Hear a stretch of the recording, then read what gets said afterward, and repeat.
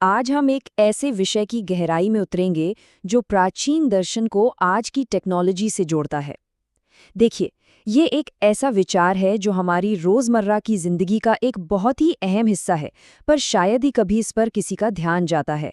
नहीं, ये सिर्फ एक कहावत नहीं है। ये एक बहुत ही शक्तिशाली मनोवैज्ञानिक फीडबैक लूप है। एक ऐसा चक्र जो हजारों सालों से हमारी सभ्यता को लगातार आकार देता आया है। इसका मतलब समझते हैं? इसका मतलब है कि हमारे विचार, हमारा स्वभाव, हमारा चरित्र कला को जन्म देता है, और फिर वही कला, वही चित्र पलटकर समाज के चरित्र को गढ़ते हैं। और आज के डिजिटल युग में, जहां हम हर पल, हर सेकंड तस्वीरों और वीडियो से घिरे हुए हैं, ये चक्र पहले से कहीं ज्यादा तेजी से और ज्यादा ताकत से घूम रहा है। और यही आज की हमारी पूरी बातचीत की नींव है। और हाँ, ये सिद्धांत सिर्फ कोई किताबी बात या फिलॉसफी नहीं है। ये एक ऐसी ताकत है जिसने असल में इतिहास को दिशा दी है। चलिए देखते हैं कि ये कैसे काम करता है। इस चक्र का एक बहुत ही सटीक और शक्तिशाली उदाहरण हमें भारत के इतिहास में मिलता है, राजा रवि वर्मा के रूप में। उनका काम इस बात का जीता जागता सबूत है कि तस्वीरें कैसे एक पूरी की पूरी सामूहिक चेतना को आकार दे सकती हैं। जरा सोचिए, रवि वर्मा से पहले महाकाव्यों की कहानियां थीं, पर वो मौखिक थीं। हर किसी के मन में राम या कृष्ण की एक अपनी अलग छवि थी। लेकिन रवि वर्मा ने उन कहानियों को एक चेहरा दिया, एक दृश्य रूप दे दिया। उन्होंने जो रंग और रूप अपने कैनवस पर उतारे, उन्होंने तो जैसे पूरे उपमहाद्वीप की धार्मिक कल्पना को एक ही सांचे में ढाल दिया। उनका प्रभाव इतना गहरा था, इतना ज्यादा कि 1904 में ब्रिटिश सरकार ने उन्हें राजा की उपाधि दी। ये जमीन के नहीं, बल्कि लोगों के मन और चरित्र पर राज करने की सत्ता थी। तो ये सब शुरू कहाँ से होता है? एक बहुत ही साधारण सी चीज, एक रेखा। रेखाओं से चित्र बने, जैसे गुफाओं की दीवारों पर। फिर धीरे धीरे चित्र सरल होकर भाषा और लिपि बन गए। भाषा से रामायण और महाभारत जैसी महान कहानियां बनी। और फिर उन कहानियों को प्रभावशाली बनाने के लिए दोबारा चित्रों का सहारा लिया गया। आज वही चित्र वीडियो, फिल्मों और पूरे के पूरे एंटरटेनमेंट उद्योग का आधार हैं। माध्यम बदल गया है, टेक्नोलॉजी बदल गई है, लेकिन शुरुआत उसी एक रेखा से हुई थी।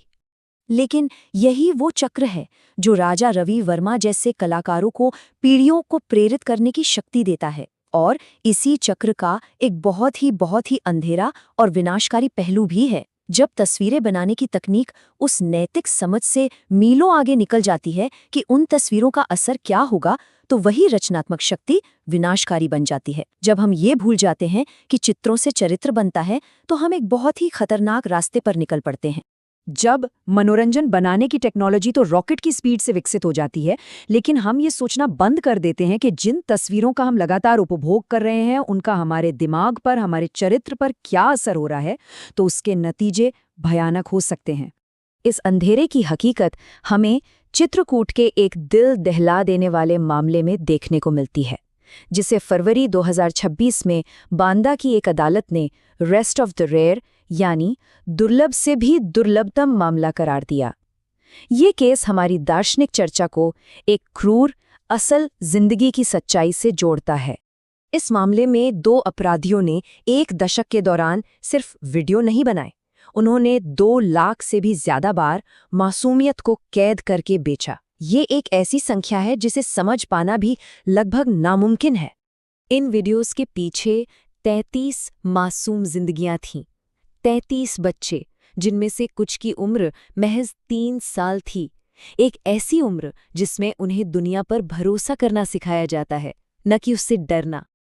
और ये अपराध सिर्फ एक गांव या एक शहर तक सीमित नहीं था। ये एक ग्लोबल बाजार था, एक वैश्विक बाजार।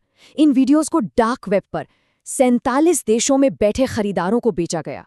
इससे ये बिल्कुल साफ हो गया कि ये समस्या किसी एक जगह की नहीं, बल्कि पूरी मानवता की है। असल में चित्रकूट का मामला कोई अकेली घटना नहीं है। ये एक वैश्विक संकट का सिर्फ एक लक्षण है। रिपोर्ट्स बताती हैं कि हर साल दुनिया भर में लगभग 30 करोड़ बच्चे इसका शिकार होते हैं।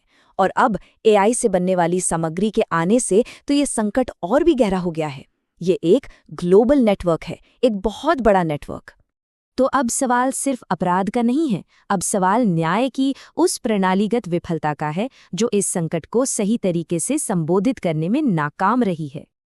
देखिए, कानून ने चित्रकूट के अपराधियों राम भवन और दुर्गावती को फांसी की सजा सुना दी। तो क्या ये बुराई पर जीत नहीं है? क्या कानून ने अपना काम नहीं कर दिया? अगर हम ऐसा मान लेते हैं तो ये एक बहुत बहुत बड़ी भूल होगी। भारत का राष्ट्रीय आदर्श वाक्य सत्यमेव जयते कहता है कि सत्य की ही जीत होती है। लेकिन सवाल ये है कि इस मामले में पूरा सत्य क्या है? इस मामले में सत्य की जीत सिर्फ आधी हुई है। ये जीत सप्लाई पर हुई है। यानी जो लोग वीडियो बना रहे थे उन्हें पकड़ लिया गया, उन्हें सजा हुई। लेकिन उन 47 देशों में बैठे खरीदार जिनकी वजह से ये घिनौना बाजार चल रहा था, वो आज भी आज़ाद हैं। जब तक मांग यानी डिमांड पर सत्य की जीत नहीं होती, तब तक सत्यमेव जयते दीवारों पर तो लिखा रहेगा, लेकिन दिलों में नहीं उतरेगा। इस गहरी नैतिक विफलता को संबोधित करने के लिए अब हमें एक ऐसे दार्शनिक समाधान की जरूरत है जो सिर्फ कानूनी कार्रवाई से कहीं आगे जाता हो। तो इस समाधान को समझने के लिए हमें धर्म के असल अर्थ को समझना होगा। संस्कृत में इसका सीधा सा मतलब है धारण करने योग्य, यानी वो मूल्य जो इंसानियत को एक साथ बनाए रखते हैं, जैसे कि सत्य, करुणा और न्याय। और जो भी इससे गिर जाए वो अधर्म है। दुनिया में 300 से भी ज्यादा धर्म हैं, लेकिन जब कोई व्यक्ति किसी 3 साल के बच्चे की पीड़ा को मनोरंजन के तौर पर खरीदता है, तो वो किसी भी धर्म का अनुयायी नहीं हो सकता। वो सीधे सीधे सिर्फ एक ही स्वामी की सेवा करता है, अधर्म। यह अपराध किसी एक मजहब से परे नैतिकता के एक सार्वभौमिक पतन की ओर इशारा करता है। तो फिर इसका समाधान क्या है? समाधान है एक धर्म मंथन, एक वैश्विक नैतिक मंथन। इसका मतलब ये बिल्कुल नहीं कि हम अलग अलग धर्मों की तुलना करें, बल्कि ये कि हम सब मिलकर, चाहे हमारी कोई भी आस्था हो या ना हो, इस एक सवाल का सामना करें, हमारी सामूहिक चेतना में ये विकृति, ये बिगाड़ आखिर आया कहाँ से है? असल में ये समस्या कानूनी कम और मनोवैज्ञानिक ज्यादा है। इसकी जड़ इंसान के दिमाग में है, जहां आवेग पर नियंत्रण और सहानुभूति खत्म हो जाती है। तो प्रस्तावित समाधान कोई नया कानून नहीं है, बल्कि आत्मनियंत्रण को फिर से हासिल करने की एक प्रक्रिया है। चाहे वो ध्यान हो, थेरेपी हो या नैतिक शिक्षा, लक्ष्य एक ही है, मांग को उसके मानसिक स्रोत पर ही खत्म कर देना। हमें इस बाजार को मनोवैज्ञानिक रूप से भूखा मारना होगा। ये पूरी चर्चा हमें एक अंतिम और बहुत ही गहरे सवाल पर लाके छोड़ देती है। एक ऐसा चुनाव जिसका सामना हम सबको मिलकर करना है। टेक्नोलॉजी ने 47 देशों के अनजान लोगों को अधर्म के एक बाजार यानी डार्क वेब में एकजुट कर दिया। इसने इंसानियत की सबसे अंधेरे कोनों को एक ग्लोबल नेटवर्क में बदल दिया। तो सवाल ये है, अगर टेक्नोलॉजी अजनबियों को अधर्म के लिए जोड़ सकती है, तो क्या हमारी साझा इंसानियत उसी टेक्नोलॉजी का इस्तेमाल करके सरहदों के पार एक मॉरल वेब नहीं बना सकती? ऐसा नेटवर्क जो करुणा और सुरक्षा पर आधारित हो और जो इस मांग को हमेशा हमेशा के लिए खत्म कर दे। ये आज के समय का सबसे जरूरी सवाल है। अगली बार जब हम इंटरनेट पर कुछ भी क्लिक करें, तो हमें सोचना होगा कि हम किस वेब को मजबूत कर रहे हैं, डार्क वेब को या मॉरल वेब को। चुनाव हमारा है।